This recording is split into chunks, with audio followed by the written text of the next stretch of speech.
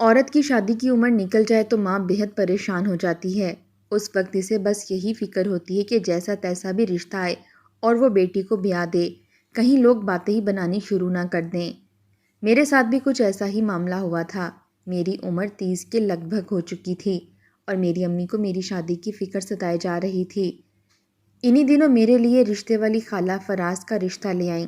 فراز بالکل تنہا رہتے تھے، ان کے والدین حیات نہ تھے اور نہ ہی کوئی بہن بھائی موجود تھا، بس محلے داروں کے تواسط سے ہی یہ رشتہ آیا تھا۔ سننے میں آیا کہ لڑکا اچھا اور شریف ہے۔ میری ماں نے بھی زیادہ چھان بین نہیں کی، بس مجھے رخصت کرنے کی جلدی کی۔ میری شادی کی چھوٹی سی تقریب گھر میں ہی ہوئی تھی۔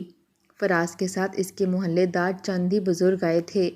میرا نکاح سادگی سے ہی ہوا تھا کیونکہ ہم لوگ غریب گھرانے سے تعلق رکھتے تھے۔ فراز بھی کوئی امیر نہ تھا، ہم جیسا ہی تھا۔ میری ماں ایک بیوہ خاتون تھیں، میں اور میری چھوٹی بہن ہی ان کی اولاد تھیں۔ ہمارا کوئی بھائی نہ تھا۔ اب تک ہمارا گھر ابا کی پینشن پر چل رہا تھا۔ ان پیسوں سے بھی بچا کر اس میں سے میری اماں نے میرے جہیز کے لیے کافی کچھ بنایا تھا۔ میں رخصت ہو کر فراز کے ایک کمرے کے چھوٹے سے مکان میں آ گئی۔ گھر میں بس ایک ہی کمرہ تھا، ایک چھوٹا سا صحن تھا اور ایک ہی کچن۔ میری والدہ نے مجھے نیا فرنیچر اور ضرورت کی ہر چیز دی تھی۔ فراز کی عمر بھی کوئی کم نہ تھی، وہ 35 سال کے تھے اور ایک معمولی سی نوکری کرتے تھے۔ اماں نے سوچا کہ چلو میں گزر بسر کر ہی لوں گی، لیکن فراز کے تو طور طریقے ہی نرالے تھے۔ کمرے میں آتے ہی انہوں نے کمرے کو غور سے دیکھا اور پھر مجھے دلہن بنا دیکھ کر ایک ناگواری سی ان کے چہرے پر در آئی تھی۔ یہ دیکھ کر میرا دل دھک سے رہ گیا تھا۔ شادی کی پہلی رات ایسے تاثرات شوہر کے چہرے پر دیکھ کر مجھے کئی وہم ستانے لگے۔ وہ مجھ سے کہنے لگے، اف، اتنی گرمی میں اس چھوٹے سے کمرے میں اتنا فرنیچر ڈال دیا ہے تمہاری ماں نے، مجھے تو سانس لیتے ہوئے بھی گھٹن کا احساس ہو رہا ہے۔ اسے بہتر تھا کہ تمہاری ماں اتنا سامان دینے کی بجائے ایک اے سی دے دیتی، کم از کم سکون تو ہوتا کمرے میں۔ اف۔ وہ اپنی شیروانی کا کوٹ اتارتے ہوئے بولے، پھر مجھ سے کہنے لگے کہ تم بھی جا کر فریش ہو جاؤ، اتنی گرمی میں کیسے یہ سب پہن کر بیٹھی ہو۔ کمرے میں اتنی بھی گرمی نہ تھی جتنا فراز شور مچا رہے تھے، اور نہ ہی وہ کوئی لینڈ لارڈ والی زندگی مجھ سے پہلے گزار رہے تھے۔ بہرحال اپنے دل کے ارمان میں نے دل میں ہی رہنے دیے کہ فراز میرے پاس بیٹھیں گے، میری تعریف کریں گے۔ میں نے لباس تبدیل کیا۔ مجھے دھچکا اس وقت لگا جب فراز نے منہ دکھائی پر مجھے بس ایک گلاب کا پھول دیا۔ کچھ پل تو میں دیکھتی ہی رہ گئی۔ فراز بہت تنقیدی مزاج کے مالک تھے۔ چند دنوں میں ہی انہوں نے مجھ پر تنقید شروع کی تھی اور میرے جہیز کے سامان پر بھی۔ میں چپ چاپ سے سب سن رہی تھی۔ کبھی کہتے تم بہت معمولی سی شکل و صورت کی مالک لڑکی ہو، مجھے پا کر تو تمہاری لاٹری لگ گئی ہے، تمہیں اتنا گریسفل شوہر جو مل گیا ہے۔ میں نے ایک تعصب بھری نظر ان کے سامنے رنگ اور موٹے نئے نقش پر ڈالی، لیکن کہا کچھ نہیں کیونکہ وہ بھی کوئی خوبصورت نہ تھے۔ کبھی کہتے یہ کیا تمہاری ماں نے اسٹیل کے برتن اٹھا کر تمہیں دے دیے ہیں، اس سے بہتر تھا کانچ کے برتن دے دیتی۔ کبھی کہتے تمہیں تو ڈھنگ کا کھانا بھی بنانا نہیں آتا، تمہارے ہاتھ میں بالکل بھی ذائقہ نہیں ہے۔ ابھی چند دن ہی شادی کو ہوئے تھے کہ ایک دن گھر کا مالک مکان کرائے کا تقاضا کرنے آ گیا اور فراز سے کہنے لگا کہ میرا گھر خالی کرو، پچھلے چند ماہ سے تم نے کرایہ نہیں دیا، میں تمہیں مزید اپنے گھر پر نہیں رکھ سکتا۔ فراز میرے پاس آئے اور سلامی کے پیسے جو میرے پاس جمع تھے وہ سب مجھ سے لے کر اس مالک مکان کو دے دیے، لیکن وہ پھر بھی چیخنے لگا کہ یہ پیسے کم ہیں۔ مالک مکان کے چلانے پر فراز بھی اس پر چیخنے لگے۔ میں تو یہ تماشا دیکھ کر ڈر سی گئی تھی کہ جب فراز اور مالک مکان دست و گریباں ہو گئے، میری تو یہ دیکھ کر جان ہی نکل گئی تھی۔ یہ سب کیا تماشا تھا؟ مالک مکان اشتعال میں آ گیا۔ جھگڑے کی آواز سن کر پڑوسی بھی اکٹھے ہو گئے۔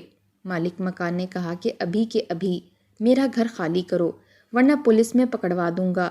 یہ سن کر تو میں رونے لگی کہ میرے شوہر کو پولیس کے حوالے مت کرو۔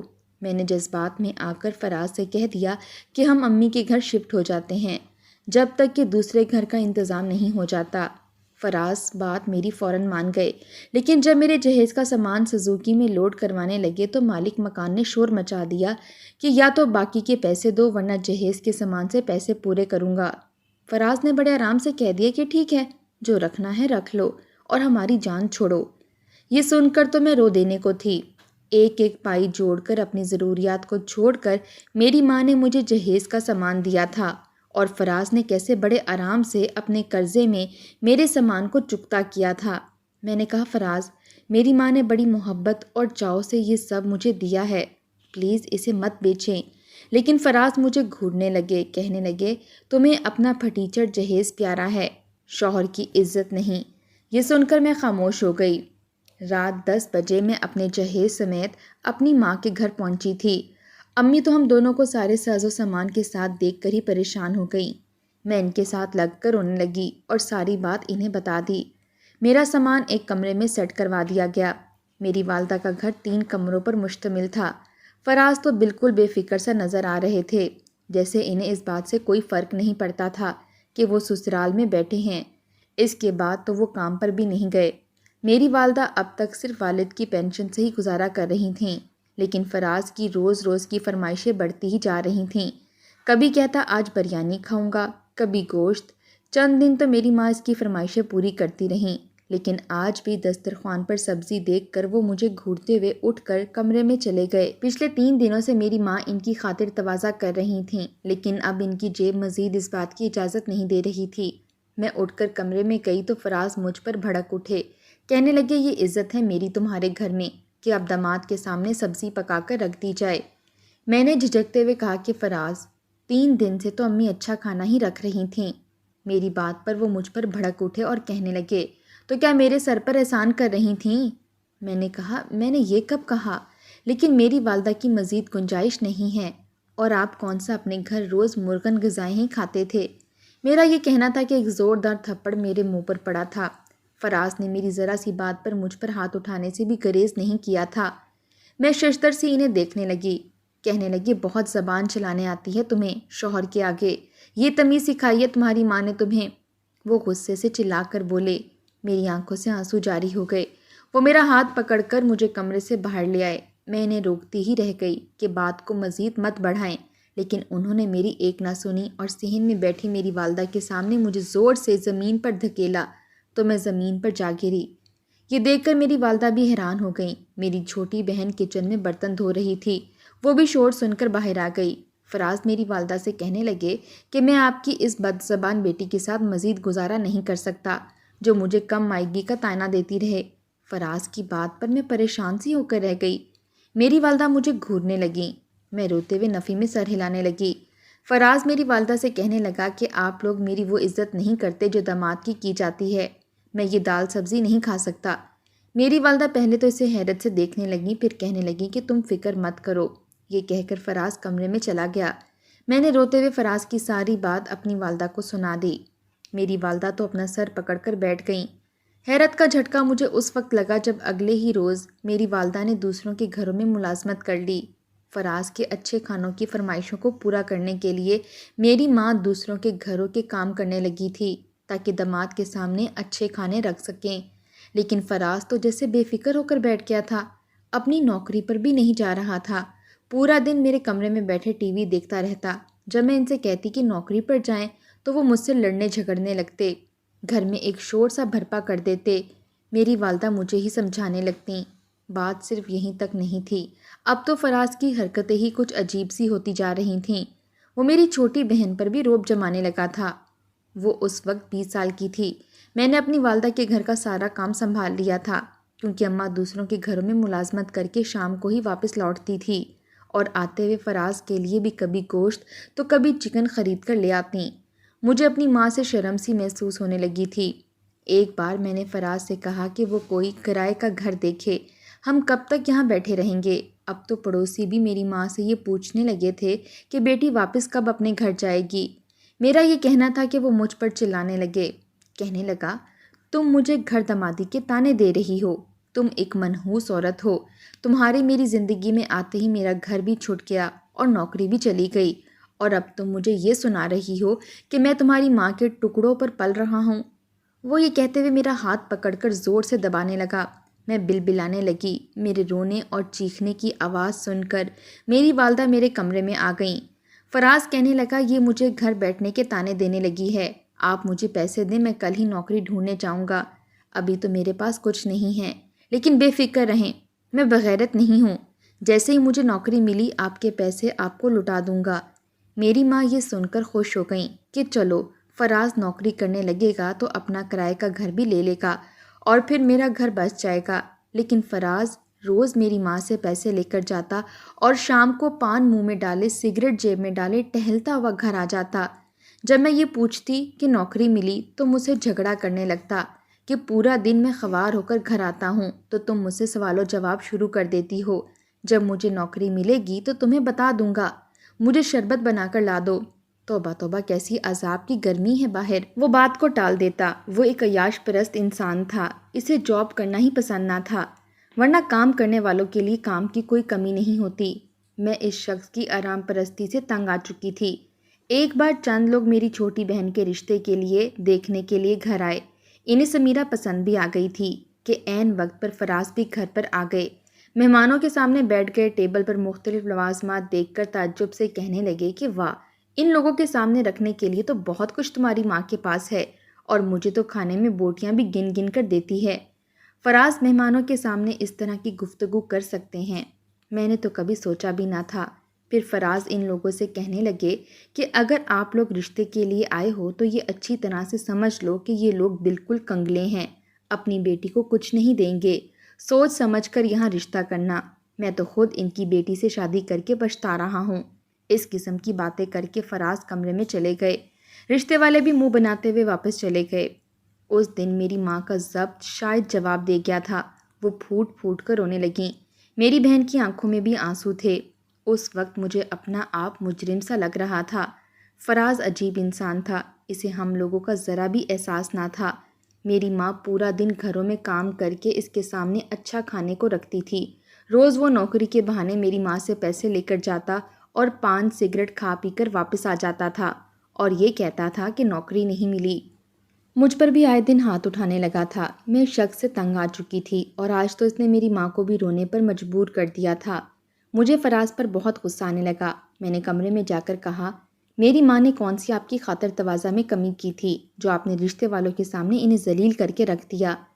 میری بات سننے کی دیر تھی، فراز نے مجھے مارنا شروع کر دیا، میری چٹیا پکڑ کر کھینچ دی، میرے منہ پر پے در پہ تھپڑ مارنے لگا، کہنے لگا بد زبان عورت میرے آگے زبان چلائے گی، آج میں تمہاری زبان ہی چلا دوں گا۔ فراز نے جلتا ہوا سگریٹ لیا اور میرے ہونٹوں اور زبان پر لگا دیا۔ میں تڑپ کر رہ گئی۔ میرے رونے اور بلکنے پر میری ماں ہمارے کمرے میں آ گئیں۔ میری حالت دیکھ کر امی فراز پر چلانے لگیں کہ تم نے میری بچی کے ساتھ کیا ظلم کیا ہے، تمہیں شرم نہیں آتی؟ وہ کہنے لگا، بڑھیا، اپنی بیٹی سے کہہ میرے سامنے اگر زبان درازی کرے گی تو اس سے بھی برا حال کروں گا اس کا۔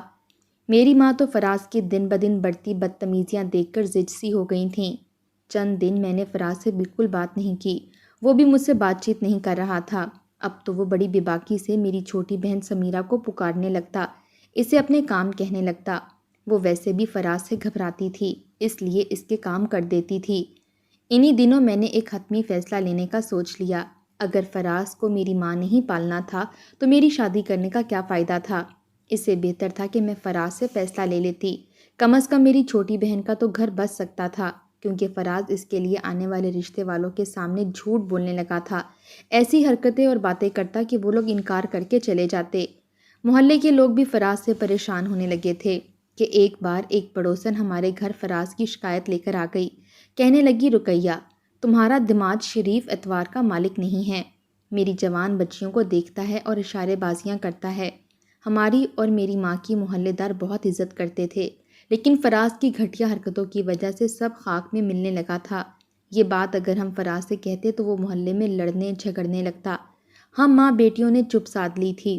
اس سے پہلے کہ امی اسے کچھ کہتیں، میں فراز سے خلا لے لیتی ہوں کہ میری طبیعت ایک دن خراب ہونے لگی، میرا سر بری طرح سے چکرانے لگا۔ جب میں ڈاکٹر پر گئی تو جو خبر ڈاکٹر نے مجھے سنائی وہ میرے لیے خوشی کا باعث نہیں تھی۔ میں امید سے تھی اور اس حال میں خلا کا سوچ بھی نہیں سکتی تھی۔ میری ماں کے سر پر ایک اور خرچہ آ چکا تھا۔ میں نے امی سے کہا کہ مجھے سلائی آتی ہے، میں لوگوں کے کپڑے سلائی کر کے اپنے اضافی خرچے خود کو کور کرنے کی کوشش کروں گی۔ فراز کو جب میرے اس ہنر کا پتہ چلا تو وہ اب مجھ سے سارے سلائی کے پیسے چھین لیتا۔ اسے اس بات کی بھی کوئی فکر نہ تھی کہ وہ باپ بننے والا ہے۔ جب میں کہتی کہ وہ کوئی چھوٹی موٹی نوکری ہی کر لے تو کہتا، کیوں کر لوں چھوٹی نوکری، چند ہزار کے نوٹوں کی خاطر میں اپنی نیند برباد نہیں کر سکتا۔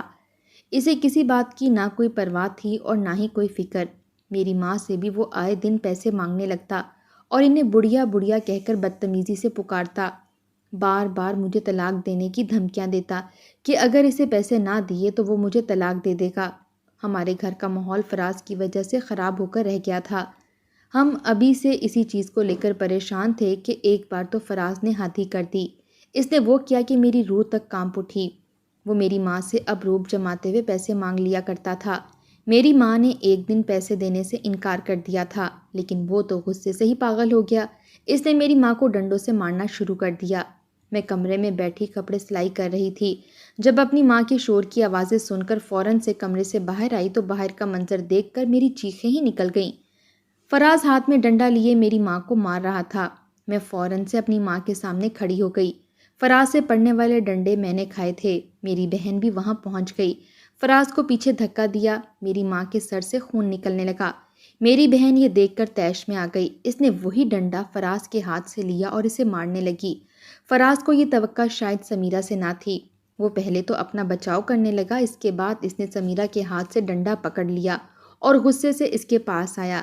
پہلے اسے مغلیات بکنے لگا، پھر کہنے لگا تیری اتنی ہمت کہ تو مجھ پر ہاتھ اٹھائے۔ یہ کہہ کر جو کچھ فراز نے میری بہن کے ساتھ کیا میرے ہوش تک اڑ گئے تھے۔ اس نے سمیرہ کے گلے سے دوپٹہ کھینچ کر دور پھینک دیا۔ کہنے لگا آج میں تیرا وہ حشر کروں گا کہ تو کہیں منہ دکھانے کے قابل بھی نہیں رہے گی۔ اس کے بعد اس کے کپڑے پھاڑنے کی کوشش کرنے لگا۔ میں فراز کے سامنے آئی تو اس نے مجھے زور سے دھکا دے دیا۔ میری ماں پہلے سے ہی زخمی تھی، اس میں اتنی ہمت نہ تھی کہ اٹھ کر ہمارا بچاؤ کرتی۔ پھر فراز سمیرہ کا ہاتھ پکڑ کر اسے کمرے میں لے گیا۔ یہ دیکھ کر تو میری جان ہی نکل گئی۔ فراز نے کمرے کا دروازہ بند کر لیا۔ سمیرہ سے کہنے لگا وہ اسے برباد کر کے رکھ دے گا۔ میری بہن چلانے لگی۔ میں زور زور سے کمرے کا دروازہ بجانے لگی۔ میری ماں زمین پر بیٹھی رو رہی تھی کہ جب اچانک سے دروازہ کھلا۔ سمیرہ پھٹے ہوئے کپڑوں میں باہر نکلی اور تیزی سے گھر سے باہر نکل گئی۔ فراز کے سر سے خون بہہ رہا تھا۔ شاید سمیرہ نے اپنے بچاؤ کے لیے اس کے سر پر کچھ مار ڈالا تھا۔ وہ بہت غصے سے باہر نکلا، لیکن اتنی دیر میں سمیرہ گھر سے باہر جا چکی تھی۔ کہنے لگا اگر یہ واپس گھر پر آئی تو اسے ویسے ہی جان سے مار ڈالوں گا۔ یہ کہہ کر وہ اپنے سر سے خون صاف کرنے لگا۔ میں اپنی ماں کے پاس آ گئی، ان کے زخموں کو صاف کیا۔ ہم دونوں ہی ماں بیٹیاں تو رو رہے تھے جب گھر کے دروازے پر دستک ہوئی۔ میں نے فوراً سے دروازہ کھولا۔ سامنے میری بہن سمیرہ پولیس لے آئی تھی۔ اس وقت ایک کالی چادر سے اس کا وجود چھپا ہوا تھا۔ پولیس اندر داخل ہو گئی اور مارتے ہوئے فراز کو کمرے سے باہر نکالا۔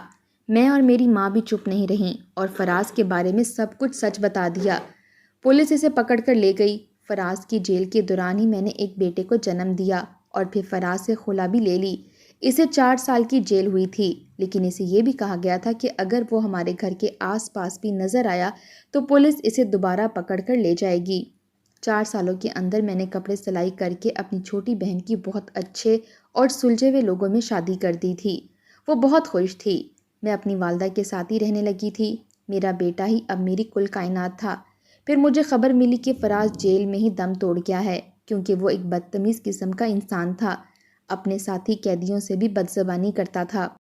ایک دن اس نے ایک خطرناک مجرم کو ماں بہن کی گالی دے دی اور اس مجرم نے اسے بے تحاشا مارا، جس کے نتیجے میں وہ مر گیا۔ ٹھیک ہی کہتے ہیں کہ ظلم کا بدلہ دنیا سے ہی شروع ہو جاتا ہے۔ ہمارے دل سے ابھی بھی فراز کے لیے کوئی افسوس بھرا جملہ نہیں نکلتا۔ جو کچھ اس نے ہمارے ساتھ کیا تھا اس کے ساتھ ایسا ہی ہونا چاہیے تھا۔ انہی دنوں میرے لیے ایک رشتہ آیا۔ اس شخص کی بیوی مر چکی تھی اور ایک چند ماہ کا بچہ تھا۔ اسے میرا بیٹا رکھنے پر بھی کوئی اعتراض نہ تھا۔ میری ماں نے میرا بھی نکاح کر کے مجھے رخصت کر دیا۔ میں اپنے گھر میں بہت خوش تھی۔ اللہ نے ہماری خوشیاں لوٹا دی تھیں۔